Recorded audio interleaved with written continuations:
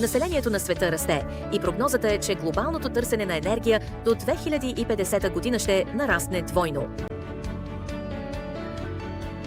Една единствена повреда на турбина може да струва стотици хиляди долари на ден. Затова е от съществено значение операторите да прилагат процедури за поддръжка и управление на смазването. Редовното наблюдение на състоянието на маслото е много важно, за да се гарантира, че параметрите на маслото остават в своите оперативни граници и риска от скъпо струващи прекъсвания на турбината е минимизиран. Критичен компонент за всяка турбинна система е смазочният продукт.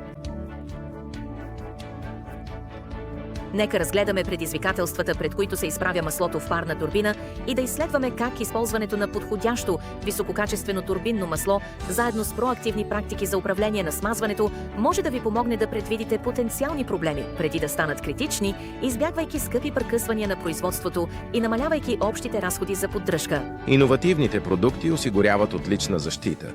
Правилният лубрикант в правилното приложение ще помогне на клиента да има по-висока надежност на своето оборудване. Използването на масло с по-ниско качество носи риск от проблеми с турбината поради лоша термична стабилност и окисление. Това влошава маслото и неблагоприятно влияе на работата на турбината. С времето се образува лак върху лагерите, водещ до вибрации и по-високи температури, което потенциално може да причини повреда на турбината.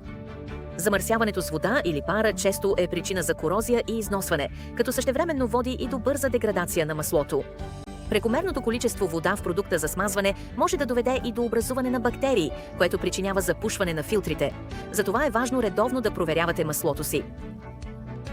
Ако изглежда млечно на цвят, това вероятно е знак, че смазочният продукт не освобождава ефективно проникналата вода.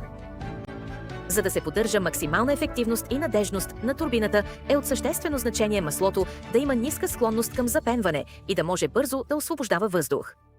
Ако въздухът не се освобождава бързо, това може сериозно да повлияе на способността на маслото да смазва ефективно, водейки до износване на лагерите и да ускори окислението на маслото. Портфолиото от турбинни масла на Shell е разработено така, че да осигурява дълъг експлоатационен живот чрез намаляване на образуването на отлагания и лак.